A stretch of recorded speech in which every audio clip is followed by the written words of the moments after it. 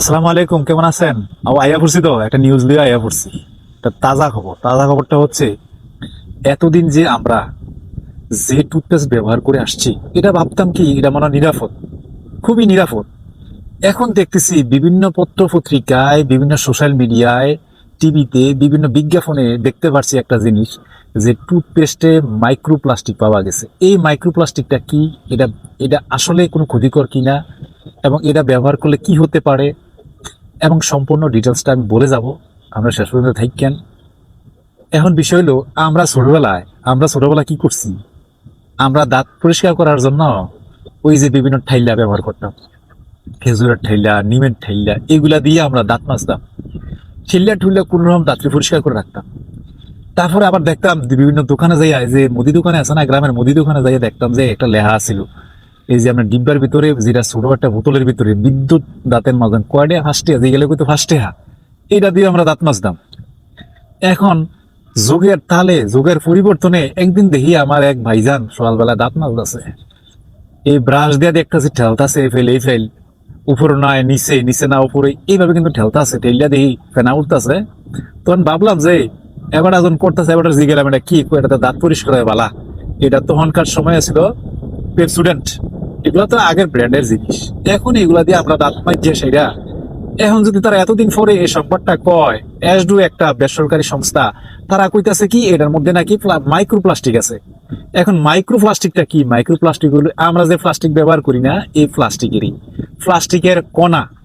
এখন মনে করেন আপনি ভাত খাইতেছেন, এখন বা কোনো কিছু খাইতেছেন, এই যদি কোনো ব্যক্তি না আপনার প্লাস্টিক দেয়, প্লাস্টিকের কণাই না ফালাই দেয়, তো এটা আপনি খাইবেন নি? তো এতদিন যাবত দেখা যায় আমরা নিরাপদ আছিলাম না। দেখা যায় বাংলাদেশের কোথাও আমরা নিরাপদ না। এদিক দিয়ে সন্ত্রাস বেড়ে গেছে, এদিক দিয়ে সাদাবাজি বেড়ে গেছে, ব্যবচার বেড়ে গেছে, হত্যাকাণ্ড বেড়ে গেছে, হ্যাঁ, ছেলে বাপের মাইরালায়, এই ধরনের ঘটনার মধ্য দিয়েও কিন্তু এই ধরনের সংবাদ যদি পাবলিশ হয় যে টুথপেস্টের মধ্যে ক্ষতিকর মাইক্রোপ্লাস্টিক পাওয়া গেছে, তাও যদি ক্ষতিকর না হইতো তাহলে আমরা এতদিন ব্যবহার করতে পারতাম। এখন তো দেখা যায় এটা এমন ভাবে সয়লাভ করছে, মোট এই দেশে দেশীয় এবং বিদেশীয় মোট 34টা পণ্যের মধ্যে, 34টা টুথপেস্ট মধ্যে মোট 26টার মধ্যে মাইক্রোপ্লাস্টিক পাওয়া গেছে। আর এর মধ্যে আটটির মধ্যে কোনো মাইক্রোপ্লাস্টিক পাওয়া যায় না। আটটি কি জানেন? একটা হইলো তিনটা হলো দেশীয় ব্র্যান্ড, একটা হলো থাইল্যান্ডের, আর বাকি 4টি হলো ভারতের। এই মিল্লা মোট আটটা টুথপেস্টের মধ্যে কোনো মাইক্রোপ্লাস্টিক নেই। তো আমরা আটটাই তো ব্যবহার করি। তো মাইক্রোপ্লাস্টিক গুলো ক্ষতিকর। এই প্লাস্টিকটা কেমনে তৈরি জানেননি? প্লাস্টিকটা হচ্ছে আমরা মাটির তলদেশে কিছু ক্রুড অয়েল পাওয়া যায়, যেমন গ্যাস, তারপরে ধরেন আপনার যেটা প্রাকৃতিক গ্যাস আর কি, আর হলো অপরিশোধিত তেল। এইগুলা মিল্লা কি করে এটাকে শোধনাগারে নিয়ে যায়। শোধনাগারে নিয়ে যাওয়ার পরে ওখানে কিছু রাসায়নিক পদার্থ সরাই আনার পরে এইটারে একটা অণুতে পরিণত করে, এই অণু থেকে বড় অণু তৈরি করে, এই বড় অণু দিয়েই কিন্তু প্লাস্টিকের কণা তৈরি করা হয়, মানে প্লাস্টিকের অণু তৈরি করে। এইগুলা বিভিন্ন সাসে দিয়া, এগুলা দিয়ে টুথপেস্ট, বিভিন্ন খেলনা, বিভিন্ন প্লাস্টিকের যেটা আমরা ঘরে দেখি, এগুলা দিয়ে এই প্লাস্টিক গুলা যদি আমরা এখন শুনি যে এগুলা এখন ব্যবহার করা ক্ষতিকর, এই প্লাস্টিকটা যাইতেই পারে ভাই, ব্যবহার করি না আমরা, দাঁতের ফাঁকিতে যাইতে পারে। দেখা এই টুথপেস্টটা ব্যবহার করলাম, দাঁতের যে ফাঁক আছে, ফাঁকের মধ্যে লাগিয়ে রইল, কিছু খাইলাম, এটা চলে গেল। তাইলে আমরা এখন জানি না, হই না কি এতদিন এই মাইক্রোপ্লাস্টিক ব্যবহার করছি, আসলে এটা ক্ষতিকর। এই জিনিসটা কেমনটা লাগে না? আপনি একটা নর্মাল করে চিন্তা করেন, এই যে মাইক্রোপ্লাস্টিকটা যদি কোনো খাবারের মধ্যে দেওয়া হয়, তো আমরা কি এটা ব্যবহার করিয়াম? হ্যাঁ, আমরা তো ব্যবহার করতাম না, আমরা তো এটা পরিহার কইরামই। তো এতদিন যে কোম্পানিগুলো আমগুলোকে বাটফারি করে গেল, সিটারি করে গেল, তারা জরিমানা করা দরকার নেই। আমরা পয়সা দিয়ে কিনছি, একটা স্টুডেন্টের দাম যদি ধরি, ছোটটার দাম হলো তো 50 টাকা। তো এটা তো আমরা এতদিন ব্যবহার করে আছি, তো তারা ইউনিলিভারের মাল জানি নাইছি আমরা। হ্যাঁ, তারা আমরা লোক এতদিন বাটফারি করে আছে, সিটারি করে আছে, সিটারি করে এই দেশের মধ্যে সয়লাভ করছে।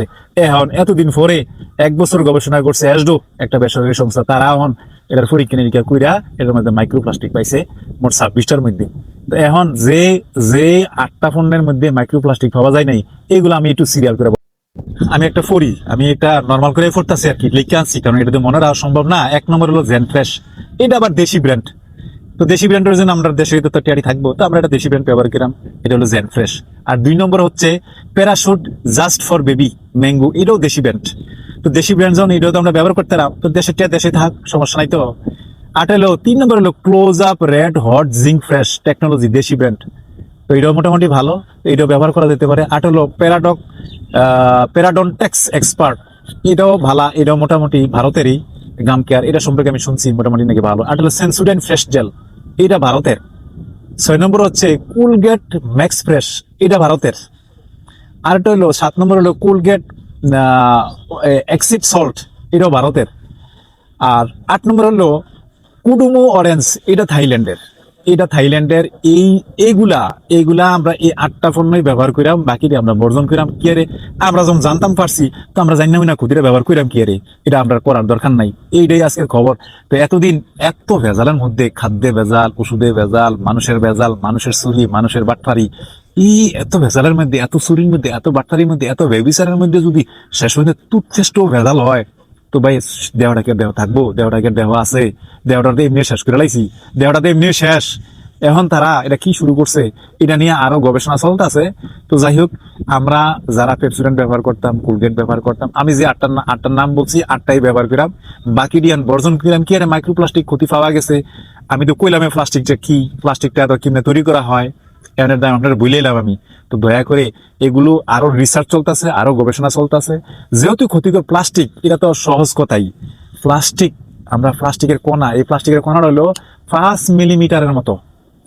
এখন এইগুলো যদি একটা টুথপেস্টের মধ্যে যদি 20টা, 30টা, 40টা, 50টা কণা থাকে, তো হুশ থাকবো নি পেটের ভিতরে গেলে, এটি বছরের বছর গেলে তো ক্ষতিকারক জিনিস নেই। এটা প্রাকৃতিক গ্যাস, অপরিশোধিত তেল থেকে, আর প্রাকৃতিক গ্যাস থেকে যদি এটা তৈরি হয়, এরপরে এর বিভিন্ন বিক্রিয়া কইরে না আমার সামনে, হ্যাঁ, এটা প্লাস্টিকটা আনে, এই প্লাস্টিকটা দিয়ে আমরা দাঁত মাজি, দাঁতের ফাঁক পুকুরে, হ্যাঁ, টুথপেস্টের ইয়ার ভিতরে থাকে, তো যাইতে পারে না। তো আমরা এখন থেকে এটার পরিহার করি আমার কি।